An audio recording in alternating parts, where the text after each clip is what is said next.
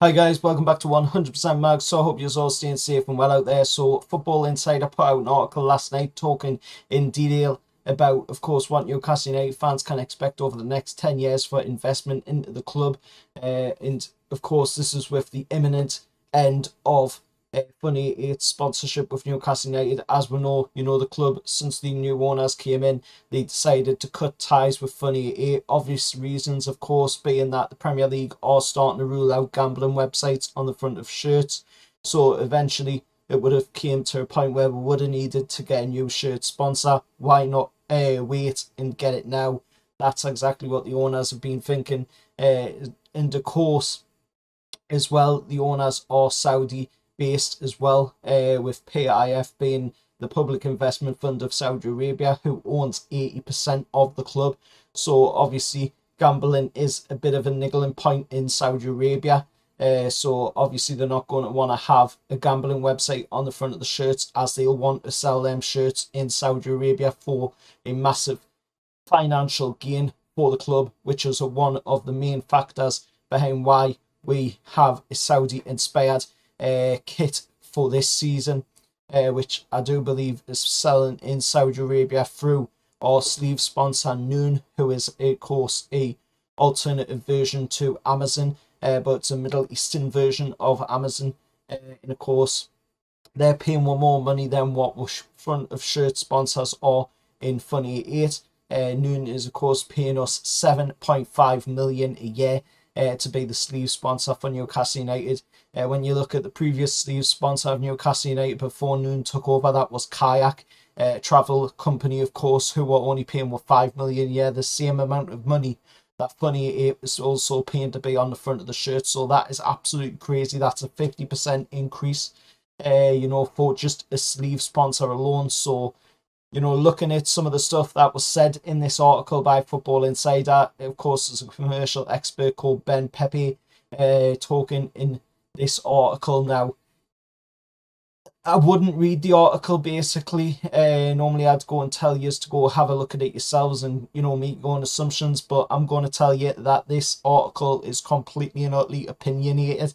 There's not really much factual information in there. It's just completely an opinionated article talking about what he thinks will happen, and not really, of what is going to happen. So obviously we all know that Majid Al Saw, the CEO of Saudi Golf, of course, has been given a director's position on the board at Newcastle United. Now, somewhere down the line, maybe that could see a coming together of Newcastle and Saudi Golf. Who knows? But we have to control on who we're bringing in as sponsors. We can't just go out there and get who we want at the end of the day, because we're going to need to focus on doing this the legitimate way. We don't want to be seeing a repeat of, what we've seen with Manchester City, where they've just went out there and signed up £500 million deals, just so that they can have massive amounts of money to spend in the transfer window. Our owners, since day one, since coming into the club, have wanted to do it the proper way, the legitimate way, and, we're going to continue to do that. But a quote from what Ben Pepe was saying in the article has sparked negativity, of course, from some of the Newcastle fans, and it has frustrated quite a few people on social media about it as well. Now, according to what he's saying, if it's correct, 10-year deal, 20 to 25 million, and of course he's on about Newcastle sponsorships here. Of course, if it's significantly inflated, we could be looking at 30 million plus. And I think we are definitely looking at an associated party deal. The reasons, of course, Newcastle fans are frustrated with it, of course, is that it's believed he's talking about every sponsor for Newcastle United in general. From all sponsors combined, we earn 20 to 25 million. Now, I think, to be honest, that is a big quote, and I think it could actually be a double meaning here, in the fact that, he could be talking about all transfers, but I think mainly he is talking about the front of shirt sponsor of Funny 8. If you look back at his previous paragraph in, of course, his article, if you have read it, then of course he is talking about the termination of the Fun 88 deal. So it makes logical sense that of course he is talking about the shirt sponsor of Newcastle United, and in the region of 20 to 25 million. That is pretty good when you consider, what other teams in the Premier League are at. I mean, if we look at the other teams, which there will be an image up on screen of what the other teams are getting in the region for their shirt sponsors, then of course this leads one to talk about the big six, with every one of them earning 40 plus million, with Arsenal, Chelsea and Tottenham all on 40 million earnings for their shirt sponsors. Then that goes up to 47 million for Man United, of course, which then takes us on to the big two of Liverpool, who's getting 50 million for their shirt sponsor. And then, of course, the big one of all in Manchester City, who's getting 67.5 million a year for their shirt sponsor. But if you look at below them, you have West Ham in it just 10 million a year, which is the seventh highest.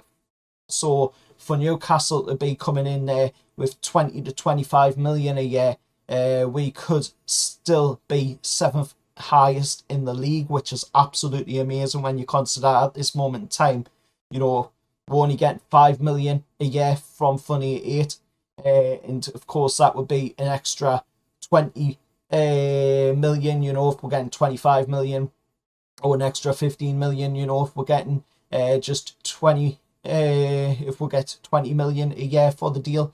So that is really, really great business, moving forward. And that's just one of a few different sponsors. Now, nothing in the Premier League, of course, is granted, but we can finish inside the top 8 this season.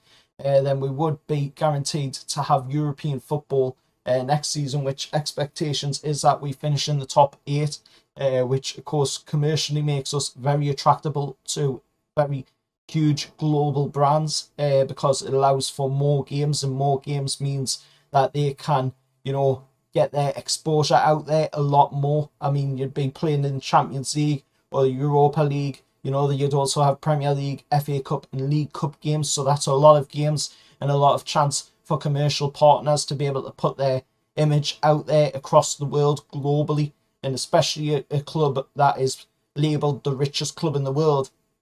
That's going to be massive commercial gains for Newcastle coming off of this one, which will allow us to spend more money on and off the field, which in point will also allow us to better ourselves as a team progressing forward. Now, it's good news for Newcastle if the article is correct, but it's just very vague because of the way he's worded his comments in the article. It makes it sound like he's on about all the sponsorships, when in fact I believe he's only on about the front of shirt sponsorship. Now, if that is the case and he's on about just the front of shirt sponsorship, 20 to 25 million is absolutely fantastic. If he's on about the sponsorships in all combined, then that is really bad when you consider the fact that other clubs are getting more than 20 to 25 million a year for just their shirt sponsors alone. And then that is without, combining in their sponsorships from other areas as well. But I do believe he is just on about the shirt sponsor here, which, like I say, that is absolutely fantastic news if that is the case.